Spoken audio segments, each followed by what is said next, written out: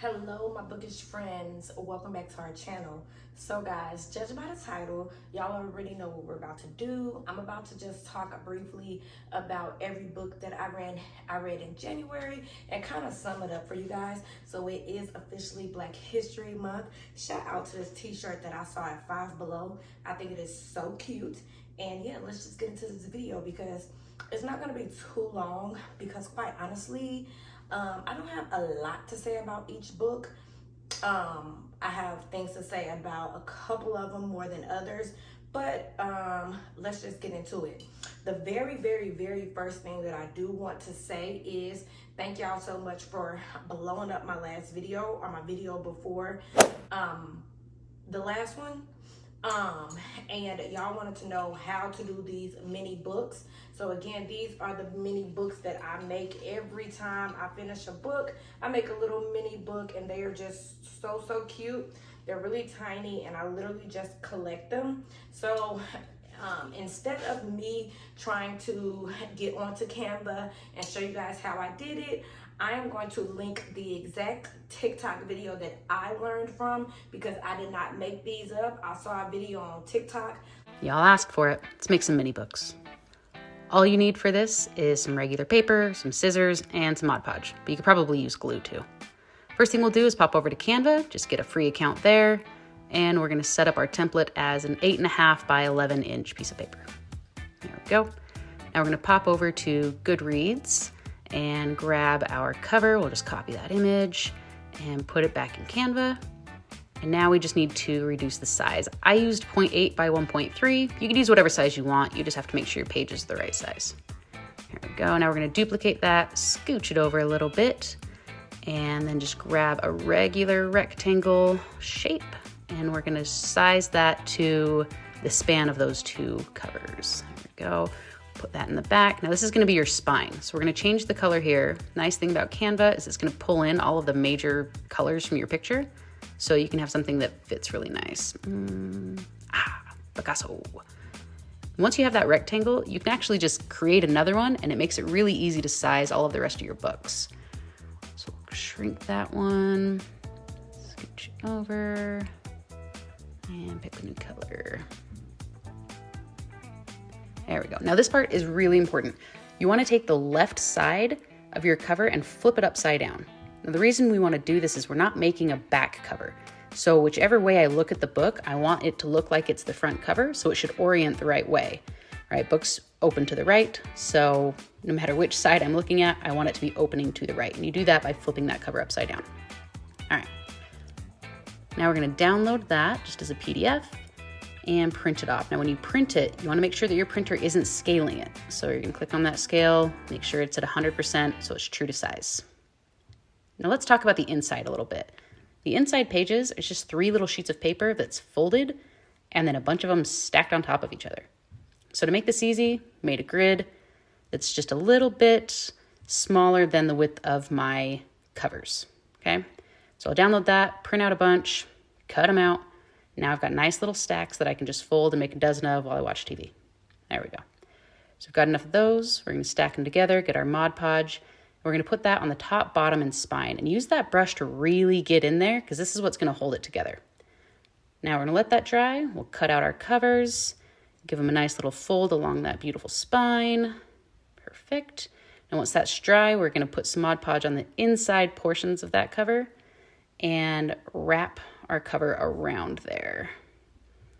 There we go. Okay, now once that part's dry, we're gonna hit it with another just really light layer of Mod Podge. I probably went a little heavy on here, but super light layer. What this is gonna do is give it a nice sheen, it's gonna protect it, and it's gonna look so beautiful. And I ran with it. Like I said in the video, she made them a little more chunky, like actual books, whereas mine are kind of thin, like pamphlets, which I don't mind. So if you were one of the ones looking for a tutorial on how to create these mini books, click the first link in the description of this video, and that will be the video that I learned from, because different Kindles have different sizes. So I think in her video, she goes into depth about the different sizes and what you need to do in Canva. But again, I'll link her video so that you guys can learn how she did it because she's the one that I learned from. So y'all, I only read 6 books in January, and when I say only, I don't mean only, because I have noticed a lot of people, and I think I said this before, I think people are just trying to speed read, because I think that's what social media wants us to do. Social media wants us to speed read through all of these reads, and I'm not doing that this year. I think last year I read on average 9 to 12 books a month. This year, if I get 9 books or 12 books, cool, but that is not like a goal. A goal is to enjoy books, take my time with books, and if it's 3 books, 2 books, 1 book, 15 books, it is what it is. I'm not gonna be the one coming on here saying, I read 27 books this month. It's not gonna be me. I only read 6 books this month, and I say only lightly. So let me take the only out. I read 6 books this month. 5 novels and 1 novella. So I'm just gonna jump right into it. So I want to say this was the first book that I read this month. I read Where He Can't Find You by Darcy Coates. Y'all, I am a Darcy Coates stan. I love Darcy. I think that her writing is absolutely phenomenal. I love how descriptive she is when she talks about writing. I really enjoy how she writes and how I actually get connected, and I build a connection with her characters. So this is a book about Abby Ward. Abby lives in a haunted town where people are disappearing, and there's another character by the name of the Stitcher. And basically this book is about Abby and her friends. They are trying to figure out who the Stitcher is, why is he taking people, what's happening to people, where do they go, like what's going on. So Abby and her friends, they end up going around trying to figure out what's going on. They tread lightly around the Stitcher, but it's so crazy. Every time like somebody's missing, or every time there's an issue that derives, the Stitcher, who they say is the Stitcher, is around. So Abby, her friends, and her younger sister Hope, let me make sure. Yeah, Abby, her friends, and her younger sister Hope are trying to figure it out. So then one night, Abby's sister Hope is taken, and it's not a spoiler because it's on the back of the book. Abby's sister Hope is taken. That's her little sister. That's her pride and joy. She loved her little sister. Like, she will go to war for her little sister. And her little sister is taken, and they know it was by the Stitcher. So her and her friends kind of like explore the neighborhood, build this master plan. They're going around, you know, talking to neighbors, trying to figure out what the heck is going on and why. And when I say this book had me in a chokehold, this book literally had me in a chokehold. I think y'all remember when I went to Barnes & Noble to find this book, and I think I got like the last one. So a little bitty flashback. So yeah, y'all, this is when I went to Barnes & Noble in January looking for the Darcy Coates book, and I found it. So this is just me in my car. Something happened with the audio, so I was like, let me give y'all a good little voiceover. But I found it, Where He Can't Find You by Darcy Coates. Love this book. I love the paperback. Y'all know I'm a paperback girl. But yeah, look at those visuals. It's giving top tier. It's giving one of a kind. But yeah, this is what I end up picking up when I went. There goes some more visuals. And again, not a spoiler. This is literally like the first page of the book, and I was blown away. But anyway, let's get back to the present. So yeah, it's really good. I love this book because, well, I want to say I love Darcy Coates because she makes me think. She's one of those thriller authors that gets me. It's creepy, it's a little bit gruesome, but it's exciting, it's thrilling, and that's why I love Darcy Coates. I gave this book 4 out of 5 stars because it was a page turner. I do think at the end of the book I was a little bit perturbed at how it ended. I think she was trying to rush and end it, but it was really good. It was really good. I do also like that this book included some illustrations as the book went on. I love when books have illustrations. So I'll just show you kind of like the first one from the first page. So it just says, in the dark, in the night, he'll pull you apart, he'll sew you tight. Rule number 1, stay indoors after nightfall or you'll be taken. So this is what the first page of the book looks like. Like, you cannot tell me that is not interesting. So I really enjoyed this book. It was a page turner. It was thrilling. But if you've ever read any Darcy Coates book, then you know how she get down. She get down. She don't play. Like, she's going to have you staying up all night trying to finish the book. The book is a little under 400 pages. And when I say a little, I mean like 5 pages under 400. If you ever see it, pick it up because it is a page turner. I'll go ahead and talk about Missing White Woman because this is the only other hard copy that I have. Everything else I read on my Kindle or my iPad. So Missing White Woman by Kelly Garrett. I got this in the mail from the publishers, the social marketer. So shout out to them again. But this book was so good. I have talked about this book on my Instagram. I have talked about this book on every platform I freaking can. My TikTok, my Instagram, and YouTube. I loved this book. I want to say I gave it 4.5 stars out of 5. And the only reason I did that is because, well, we'll get into it. So basically, this book is about a woman named Brianna. She goes to the city of New Jersey to visit her man. He has rented an Airbnb, y'all. And one morning that she wakes up, he's gone and it's a white woman dead on her stairs. So then the police start trying to figure out what's going on. So she's getting questioned. Everybody's trying to figure out what's happening. Who killed this white woman? Who is this white woman? And did you do it? Where's your boyfriend? So this was like a whodunit thriller, but it is by Black author Kelly Garrett. So it has the twists and turns that you would expect. And it's so very realistic. I related to the characters so much. I definitely related to Brianna because she was trying to hold her man down. This book is not out yet. This book comes out in April of this year. So I will say go ahead and put it on your TBR, pre-order it, do what you need to do. Because this book was absolutely so good. It was a page turner. Like I said, the ending was a little bit weird, which is why I didn't give it a full 5 stars. But y'all, I absolutely enjoyed this book so much. It just hits different when you're reading a book by a Black woman and you are a Black woman. So 4.5 out of freaking 5. A lot of things come up in this book, things from her past, things that she hasn't forgiven. So it literally was just a page turner and I absolutely loved it. So this is Missing White Woman by Kelly Garrett. I'll just put a picture on the side of the screen. So another book that I read, which is really exciting because y'all can go read them, is by another Black author named Octavia. I will put her name on the screen as well as the book. And y'all, when I say this was actually the novella. So it was called Dear Vicky. It was about a cashier who checked, a bagger. He bagged up her groceries. And from the moment that he bagged up her groceries, he was absolutely obsessed with her. So it had like vibes of the book You by Caroline Kepnes. It had vibes of that. But when I say this book was absolutely mind-blowing from like the first page to the last page, it was a whirlwind. So if you want to go on like a crazy, thrilling, gruesome horror ride, pick up this novella. It's about 100 and something pages.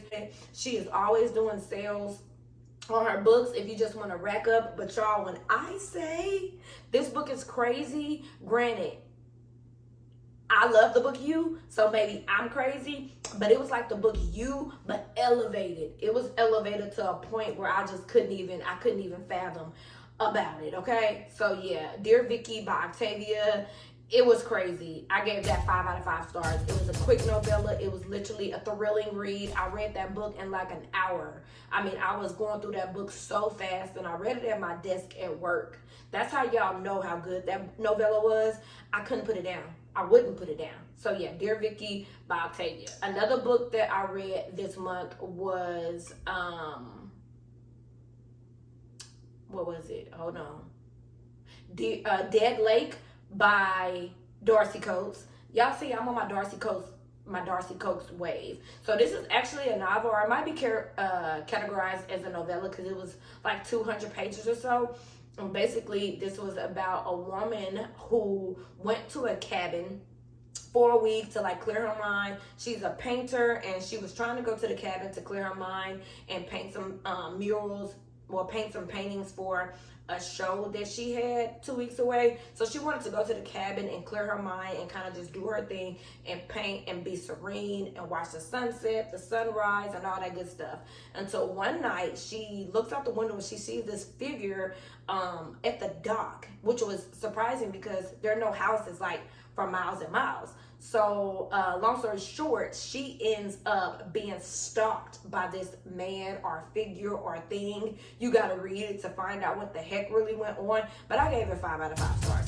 I love Darcy. She's my girl. Like, if Darcy writes it, Darcy Coates is an auto-by-author for me, period. She's an auto-by-author for me, period. So I gave it 5 out of 5 stars. It was very gruesome and thrilling. Like I say, with her, she tends to lean towards very descriptive writing, which I absolutely love. And it was just a good book. Like I said, that's another book that I read mostly at my desk. I got a lot of downtime at work, so I'm able to read a lot. And I read majority of that book at my desk. I could not put it down. Just the way she writes and how descriptive it is, it makes you want to keep changing, turning the page. So that one I actually gave 5 out of 5 stars. So 2 more books. So the next book that I read was If Something Happens to Me by Alex Finlay. This book is not out either, but basically it's about this man. He's kind of like the main character, and I'll put his name on the screen because one thing about me, I'm really not good with names. So I'll be putting these people's names on the screen so that y'all can kind of understand where I'm going. But basically, this guy and his girlfriend, they are out one night, like making out, having a good time, and then all of a sudden, she gets kidnapped or knocked out, and when he wakes up, she's gone, nowhere to be found. And then they find her car in the lake, and so once he wakes up from being knocked out, she's nowhere to be found. She totally disappeared. Everybody thinks he killed her. So basically the book is about trying to figure out what happened to this girl. Like, did he kill her? Did he have something to do with it? Was he actually knocked out? Like, what actually happened to her? And I like this book because you get so many different POVs, and I think that that's cool. I'm big on different POVs. I don't like reading a lot of books from one perspective. I love when we bounce around and kind of hear what other people think. So basically, the whole book was everybody's really just looking for this girl, trying to figure out where she is, what's going on, because then a car shows up in the lake. And this is not a spoiler because I think it's on the back of the book, but then they find a car in the lake and they find a note, y'all, in either her makeup bag or something that did not get damaged. And it said, if something happens to me, call him, which is the main character of the book. And then the whole book is just like running around trying to figure out what the heck happened. I ended up giving this book, I think, 3.5 stars. If you ever want to know what I rated the book or like my detailed thoughts, you can go on Goodreads. I like the book, but I do think that it went back and forth a lot, like time zones or whatever. I think it went back and forth a lot. Like, I was okay with the POVs from city to city because he was not living in a city where all of this was going down. He was like somewhere else, Paris or something crazy. So I do like going back and forth, but I didn't like the flashbacks that much. If you know anything about me, I'm not a big flashback person, so I didn't really like that. But it was still a good book. Like, I would recommend it. But yeah, it was a page turner, but I just felt like it was too many flashbacks to me, but it was still good. Like, I do like Alex Finlay. This is not my first book that I read by him, so I would definitely recommend it, and I would read another book by him. And then the last book that I read this month, I think I talked about it a lot as well, and I read The Fortune Teller by Natasha Bodell. I gave this book 4 out of 5 stars. It was really good. It was basically about a group of friends. They were having like a girls' night. They were at a carnival or like a fair. They saw a fortune teller booth, and then they went in and they wanted to chop it up. They wanted to get their fortune told. So basically, the main character, she went into the booth and she got her fortune told, and so did like 2 of her other friends. And basically her fortune teller told her, like, hey, you're gonna meet an awesome man and he's gonna sweep you off your feet. You're gonna fall in love head over heels, but don't marry him. If you marry him after 5 years of marriage, like, your life is gonna go down the drain, like it's gonna get crazy, and that it did. This was a page turner. I gave The Fortune Teller 4 out of 5 stars. This book is also not out quite yet. It does come out this year, and of course I'll put the dates these books are coming out on the screen, but it's not out yet. But it was a page turner. I gave it 4 out of 5 stars. I think that this is my first book by Natasha Bodell, and I think that I would read another book. I love the way that she described the characters, and I love the way how it was built up.